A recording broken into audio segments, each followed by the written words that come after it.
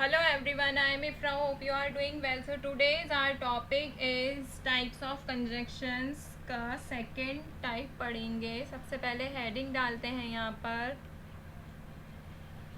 Types of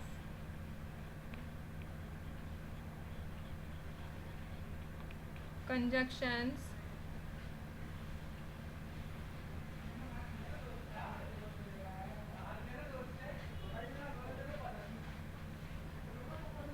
तो इसका हम कोऑर्डिनेटिंग कंजक्शंस पढ़ चुके हैं और उसके भी 4 पार्ट थे, वो भी कवर कर चुके हैं. कौन कौन से थे? Cumulative conjunction, alternative conjunction, adversative and illative conjunction. ठीक है, तो अब कौन सा पढ़ेंगे हम? सेकेंड, जो कि है हमारा सब ऑर्डिनेटिंग कंजक्शन. तो यहाँ पे हेडिंग डालते हैं which type of conjunction. This is सब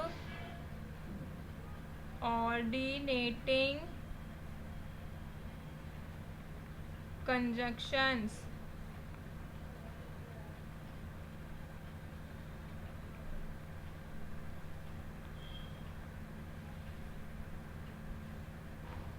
तो सब ऑर्डिनेटिंग कंजक्शंस की सबसे पहले डेफिनेशन लिखते हैं. तो डेफिनेशन क्या है? सब ऑर्डिनेटिंग कंजक्शंस आर वर्ड्स. लिखिए मेरे साथ. सब ऑर्डिनेटिंग कंजक्शंस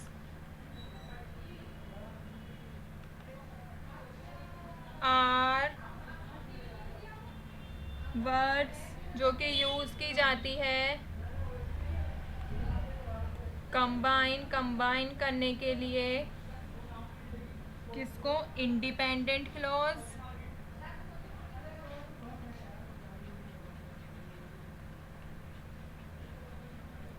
एक इंडिपेंडेंट क्लॉज को और एक डिपेंडेंट क्लॉज को. तो जिसने क्लॉजेस वाली वीडियो देखी होगी, मैंने आपको बताया था, जिसने क्लॉजेस वाली वीडियो देखी होगी मैंने आपको बताया था, तो उसको ईजिली समझ आएगा इंडिपेंडेंट क्लॉज और डिपेंडेंट क्लॉज कौन से हैं, किसकी बात हो रही है. ठीक है, एक इंडिपेंडेंट क्लॉज किसमें और एक डिपेंडेंट इन अ सेंटेंस में. तो देखते हैं सब ऑर्डिनेटिंग कंजक्शंस आर वर्ड जो कि यूज़ किए जाते हैं कि इंडिपेंडेंट क्लॉज को और डिपेंडेंट क्लॉज को कंबाइन करने के लिए. इंडिपेंडेंट क्लॉज कौन से होते हैं मैं बता देती हूँ. जिसका कोई मीनिंग होता है उस क्लॉज का. और डिपेंडेंट क्लॉज कौन से होते हैं? जो मीनिंगलेस होते हैं. अगर हम लिखेंगे तो उसमें हमें पता नहीं चलेगा, पूरी बात समझ में नहीं आएगी. और इंडिपेंडेंट क्लॉज लिखते हैं हमें पूरी बात समझ आ जाती है. क्लॉजेज जो होते हैं वो small unit of a sentence होते हैं. ठीक है, तो ये सब ऑर्डिनेटिंग कंजक्शंस क्या हेल्प करते हैं? यहाँ पे लिखिए they help in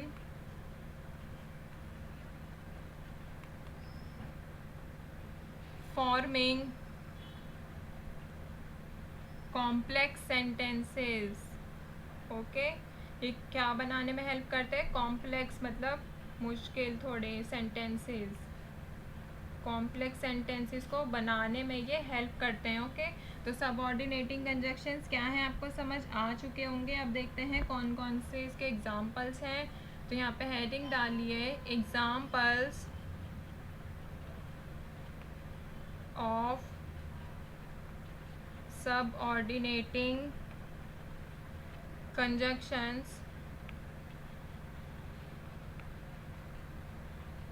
are.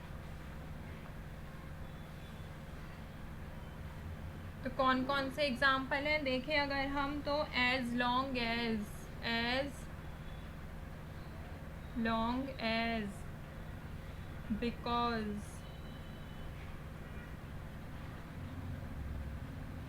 Even, if. Even if एक साथ है और इफ जो है वो अलग से भी होता है. और अनलेस, बिफोर, सिंस, दो, ये तो काफ़ी ज़्यादा यूज़ होता है. और इवन दो, एल दो,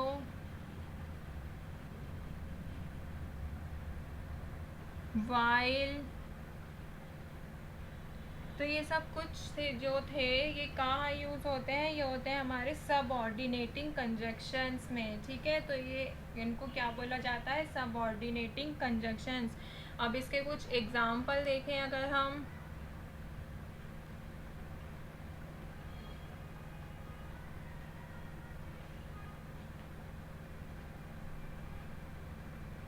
जैसे द ट्रेन, यहाँ पे मैं लिख देती हूँ, sentences of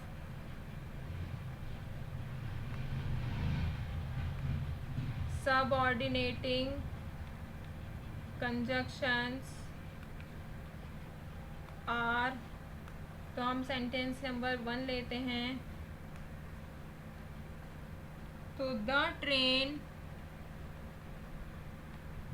had left, left मतलब चली गई, कब? Before we reached the station, हमारे पहुंचने से पहले ही ट्रेन लेफ्ट हो गई।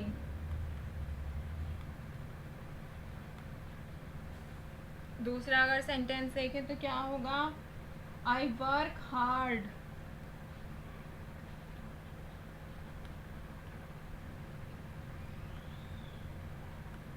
लेस्ट आई शुड फेल।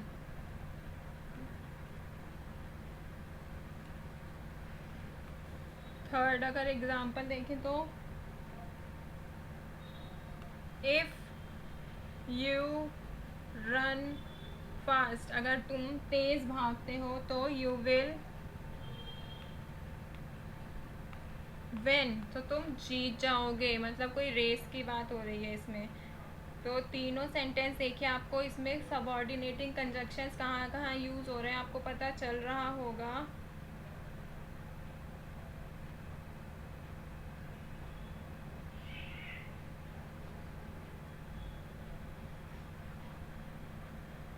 तो इसमें मैं बता देती हूँ अगर किसी को समझ नहीं आया, सबऑर्डिनेटिंग कंजक्शंस कौन से हैं?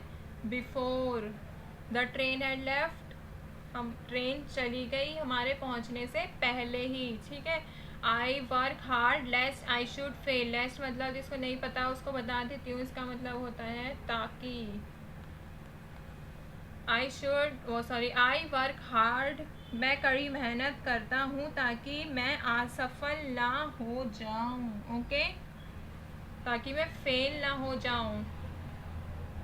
तो थर्ड सेंटेंस है if you run fast you will win, तो तुम जीत जाओगे। तो इसमें क्या है? इफ़, अभी हमने पिछली स्लाइड में भी देखा था इफ़ भी यूज़ होता है खाली।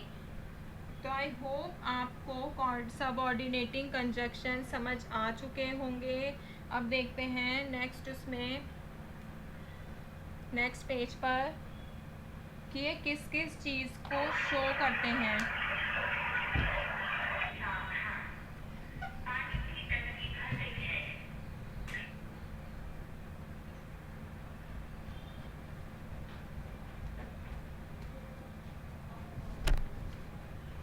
तो अब देखते हैं ये किस किस चीज़ों को शो करते हैं, एक बार शॉर्ट में देख लेते हैं।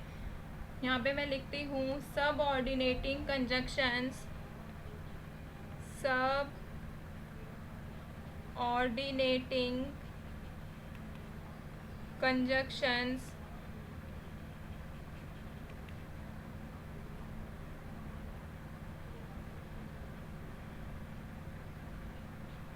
शोज, क्या शो करते हैं? टाइम को शो करते हैं। टाइम को कैसे शो करते हैं? कि व्हेन कौन कौन से यूज़ होते हैं? When, when ever, till, until, before का भी हमने सेंटेंस पढ़ा था तो वो पहले ही बता रहा था ना कि पहले ही ट्रेन चली गई। After, since, as soon as, just as, just as एक साथ है ये, और no sooner than, no sooner than etcetera. ऐसे ही काफ़ी सारे जितने भी वर्ड्स होते हैं जिनसे हमें टाइम का पता चले, पहले बाद में, उस वक्त या उस समय या उस इवनिंग में या फिर उस ईयर में, सिंस उस डे में। तो ये सब क्या होते हैं, जो भी टाइम को, स्पेसिफिक टाइम को बताता है वो होता है हमारे टाइम को शो करने वाले सबऑर्डिनेटिंग कंजंक्शंस। और क्या शो करता है, दूसरा शो करता है कॉज और रीज़न को शो करता है।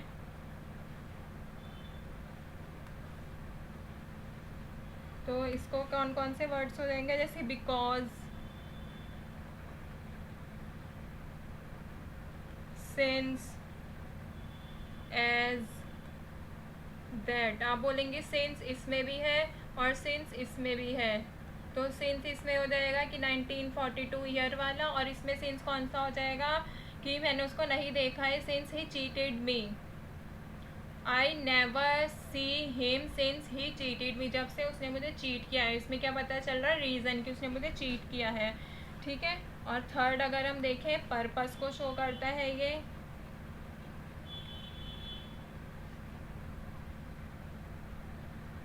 पर्पस में कौन से वर्ड्स आएंगे, वाइट से लिखना था ना ताकि अलग ही शो हो, सही रहता है, कंफ्यूजन क्रिएट नहीं होती। That, in order to, so that.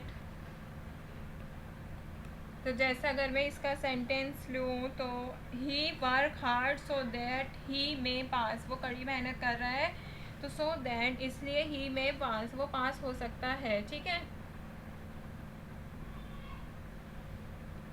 और क्या शो करता है ये, कंसेशन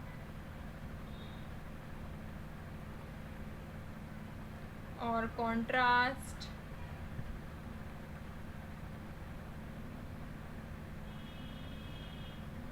जैसे मैं जल्दी से लिख देती हूँ यहाँ पे, एल दो,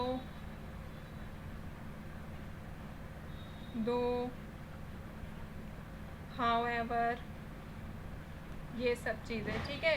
नेक्स्ट पेज पे देखते हैं हम और क्या शो करता है, कंपैरिजन को शो करता है, मैनर को शो करता है कि किस तरीके से हो रही है, और प्लेस को शो करता है। तो कंपैरिजन को कैसे शो करता है ये, देन लगा देते हैं, he is beautiful, very beautiful, then Raj कुछ भी लिख देंगे, as much, as, so, etcetera, ये सब। अगर मैनर को देखें तो एज लगा देंगे, एज इफ़ लगा देंगे, अकॉर्डिंग टू लगा देंगे, सॉरी अकॉर्डिंग एज लगा देंगे, एज दो लगा देंगे। तो ये सब किस लिए यूज़ होते हैं, मैनर के लिए। अगर हम प्लेस को देखें तो वेयर, वेयर एवर, और भी काफ़ी चीज़ों को ये शो करता है, जैसे कंडीशन को शो करता है, रिजल्ट को शो करता है,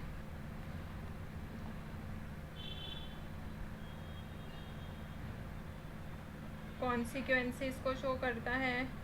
ठीक है। तो आई होप आपको समझ आ चुका होगा कि सबऑर्डिनेटिंग कंजंक्शंस कौन से होते हैं, जो कि हमें टाइम का बताते हैं, रीज़न का बताते हैं, purpose, concession, condition, comparison, manner, result. ठीक है। तो ये सब हमने देखे और इसके कुछ एग्जाम्पल भी देखे थे। टाइम बता रहे, इसका मतलब ताकि होता है। तो एक बार डिफाइन देख लेते हैं ताकि एक बार जल्दी से रिवाइज हो जाए कि क्या होता है। इसमें एक इंडिपेंडेंट क्लॉज होता है, एक डिपेंडेंट क्लॉज होता है, उसको कंबाइन करके सेंटेंस में आता है। Stay tuned and thank you.